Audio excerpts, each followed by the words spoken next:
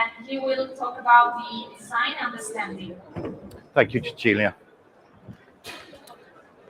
Good morning, everyone. As always, it's a pleasure to be here, but it's really strange to be stood in front of people with a screen behind me after the last few years. I found out that it's on YouTube. Come to me for money, because I'll be a YouTube millionaire when this is finished. So we're talking about design and understanding. It's really important that you appreciate what's happened over the last 5 days. There's been 7 themes spoken by different people. Those 7 themes all have one consistent message. That message is really, really important, and it's changing as the business evolves. It's really important that we recognize what those messages are. We're living in a new world. That new world is more than just the effect of COVID. It's more than the effect of trying to adjust to the new normal. It's really important that we recognize that everything is changing. From Yukio talking about the digital revolution to Cesare talking about the integration of technology down to what we're doing on platform coolers and other things and the cocktail machine. Everything is focused on how the brand and the business combine to move forwards. So from an industrial design platform, designing is no longer enough. In reality, design is the best way of standing still in the world now. You have to innovate. You have to be different. So we need a fresh approach, and we need to work holistically. Holistically, don't worry. Don't get frightened. Holistically doesn't mean this. It doesn't mean new age thinking and yoga and massages. Holistically means this. It means understanding the context, the needs, the time, the technology, the insight before you consider what it is.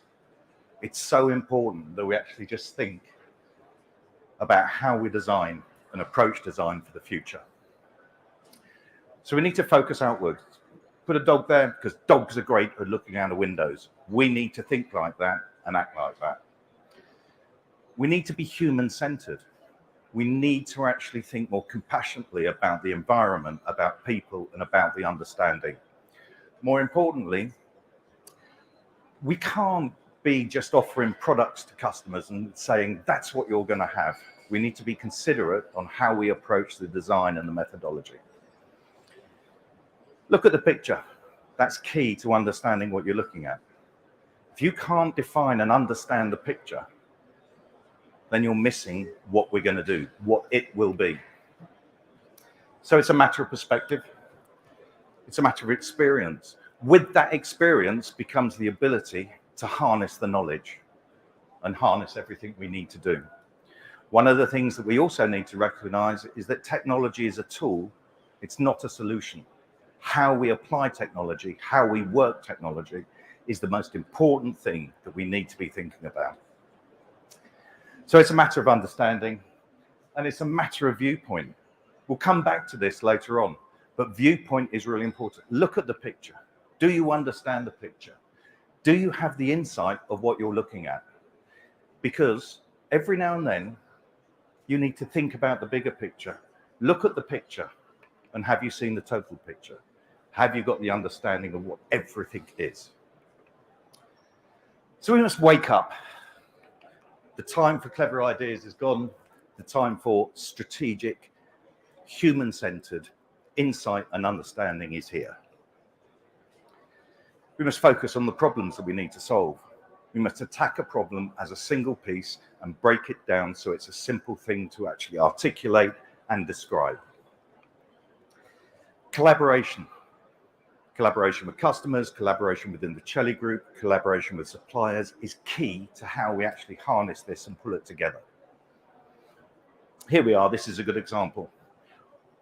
Why have you got a picture of trees, I hear you ask? I've got a picture of trees because there's an English phrase, you can't see the wood for the trees. The difference is, if you look at the trees and you think about the trees and you treat them differently, you can make trees completely different. In a moment, in a snapshot, in a picture. That's being human-centered. It's about understanding what it is you're looking at. So, looking ahead, It's really simple stages. We need to be human-centered. We'll cover this in a little bit more time and a little bit more detail later on. We need to be considerate. There's various ways as a manufacturing company and designers, we can be considerate. The new Brewdog handle is considerate to the environment. It's 30% less than material, it's lightweight, and it's made from recycled content. So we need to understand. We need to understand and we need to engage. If we don't engage with each other, if we don't engage with the customers, then we're not going to get the answers that we expect. And it's about belief and vision.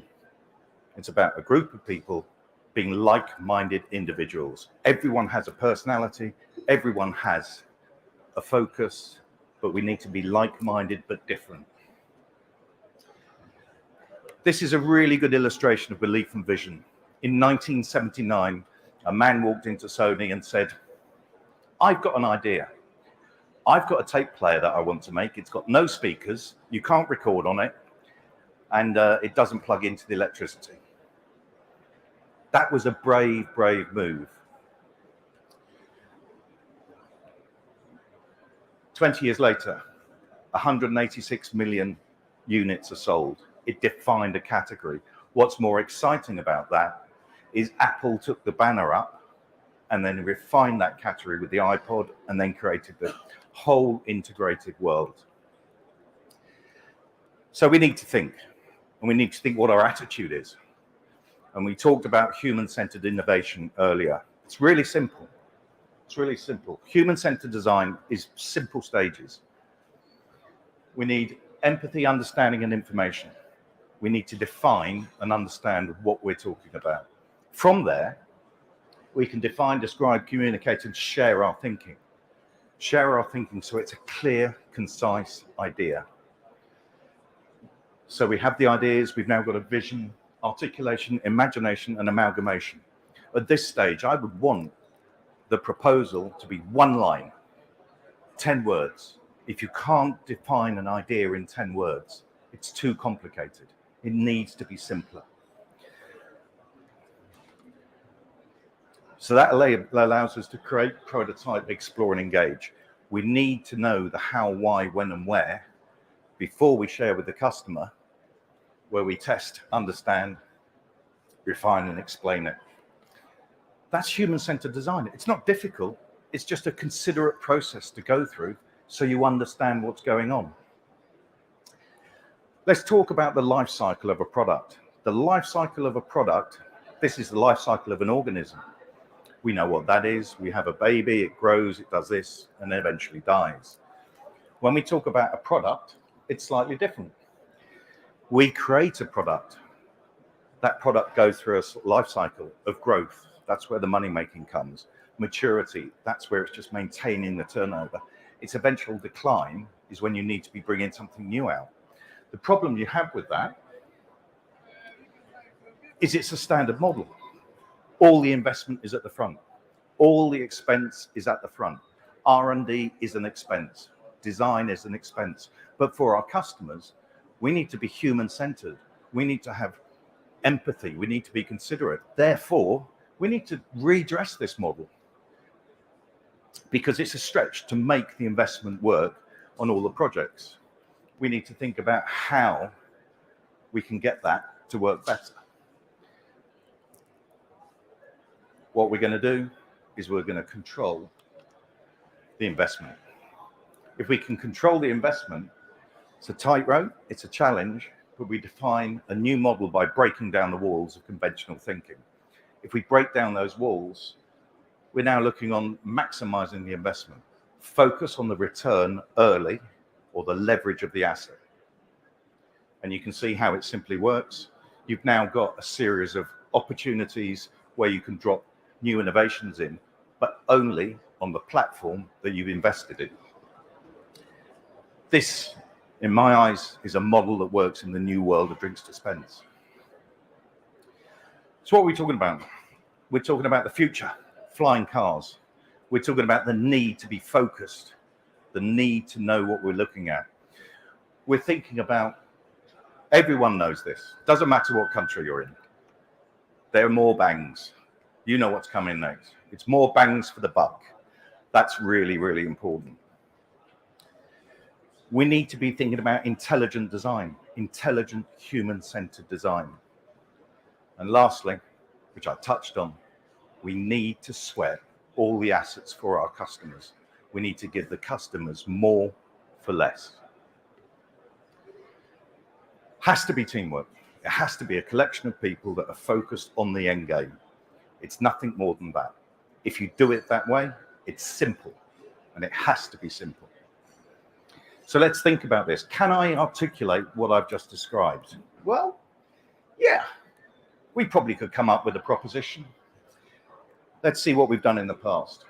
Can we leverage the entire concept? Can we actually have an idea which works on that new model? Flexible system controls the return on investment. So it allows for product and process management, procurement are happy, asset management's happy, and technical services are happy. We've got one part of that that's not there, which is marketing, which is a most important part of this strategy. So flexibility of the system will give the marketing people control, but control with a controlled envelope, control that makes sense. So can we do this? Can we split things apart and think about it? Celli Group had the beginnings of this idea when I was much younger and I had hair and could walk properly. And that was in 2015 when we started thinking about this as a concept. It's a chassis. Take things from the automotive industry, take things from white goods manufacture, where it's a common platform that can be used again and again. So here, I'm just going to click through these because we're talking about having the structure separated from the marketing thing, having the investment separated from marketing, having technical services separated from marketing.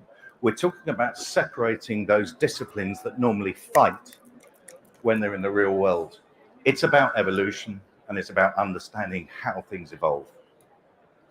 We've done it in the past, but we've done it based on what the business did. We made fonts and we changed the branding. In the modern world, brandings want to change more than just the fascia. Form and function are becoming synonymous with a brand. So it worked for emergent market needs. It didn't really exist outside of its niche. It was a relatively high cost unit that you could change the branding on. More importantly, did it cover all the product delivery areas in the way we wanted? Remember, we talked about human-centered, going right back to the beginning and thinking about what it should be. And what it should be is B1. B1 is simple, it's efficient, and it manages that capital investment barrier that brands have. So we now have a technical services, procurement, and asset management solution, a single item that will cover multiple brands, multiple opportunities. And we link that with the freedom for marketing, design, and MPD. It gets really interesting because now we've got less investment, but there's longevity because the investment is separated from the brand, but the brand have freedom and cost control. We have asset control and design control. Although they're two separate parts now, they're balanced as they work through.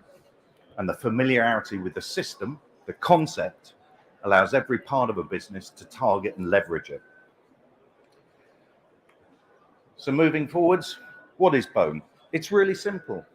It's a fabricated chassis that adjusts in every single direction. It moves up and down, it goes side to side, and in doing that, we can have multiple brand platforms fitted to it where designers are free to do what they want without the structure being part of the design. That's really important because what we've now got is the ability to have lightweight, low cost execution of design on a robust, reusable chassis. For me, it's an exciting opportunity, and it's an opportunity that will allow brands and customers to leverage the way they want to work. Wrong button, I do it live and I've made a mistake. How terrible is that? So it's really simple. You can see the articulation. It's just quite elegant. It's a focused solution developed for the new world, for technical services, procurement, and for branding and marketing. It's splitting the business needs from the marketing desires. It's almost giving everyone the balance to do what they want. If you want to know more, it's over there with Paolo. So that sort of explains how, with a simple, human-centered, focused design approach, you can redefine a business model for branded fonts.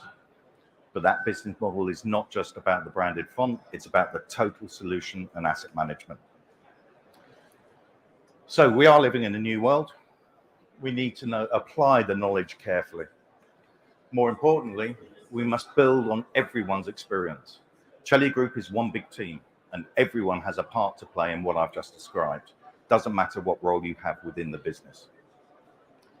So we should be human-centered. Remember, we spoke about that. Should be intelligent design. More importantly, we can start evolving the technologies to deliver more. And we must look beyond disciplines. Every team, every business unit within Celli covers a multitude of things. B1 allows all of those things to be harnessed and applied in the marketplace. This is holistic thinking. This is holistic design. It's a different focus, a different way of applying yourself. Needs, context, and ideas. Let's take a break because it's been sort of pretty quick, limited time. There's a couple of things to point out. It's not rocket science. It's just simple, concise, clear thinking. It's thinking more. It's slowing down, and it's doing less with more intention. If we can actually manage the way we work better, we can execute quicker and better. So just to round off, a few things that are really, really relevant to what we've been talking about and what we've been sharing.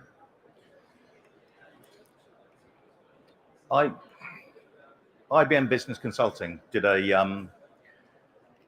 interviews with major CEOs in America. It's really interesting. Growth is more important than cost cutting. That's the new focus. And of that, new products and services were the most important part of doing it. R&D should feed a business, not be a function of the back end of the process. So product and brands require a really, really different approach. They require thinking because it's a balancing act. It's a dangerous path to follow. 90% of product launches capture 1% of market share. That's data from Booz Allen. Of every 100 development projects, 63 are cancelled, 25 are a commercial success, and the scary one is 12 fail outright. They never get off the drawing board.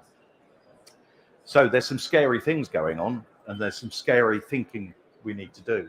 Up to 33% of product development time is spent wasting resources because you're waiting for answers or information. If we focus on a human-centered, focused approach, that goes down. What's worse, 40% of product development resources are spent on product that fail. It's things we need to think about. We need to think about the who, when, what, where, how, defining it, the context, the collaboration. And it's understanding that the business is evolving as the market evolves and as people evolve. So some of you might not know Blackadder, but I have a plan so cunning you could pin a tail on it and call it a fox. And it is just a simple plan. I am really, really lucky. I've worked for 35 years in a role that is the best job in the world. It's creating a difference. It's collaborating. It's making things work. It's identifying new opportunities, and it's harnessing new trends. And most importantly, it's exploiting new technology, understanding that it's a tool, not a solution. Real solutions for real people. If you look at this, dehydrated water, that's not a solution, but It's there. If you want a real solution for real people, it's behind me. If you have a horse but can't afford petrol and are fed up of getting wet riding the horse, but there's an old car, that's a brilliant solution. So we're not talking about becoming superheroes. Nobody needs to be a superhero. We just need to work together. Never forget your viewpoint. Talked about this earlier. Your viewpoint is key, because if you don't look at something carefully, you won't understand what you see. My little mantra: get a cape, wear the cape, and fly. Thank you very much.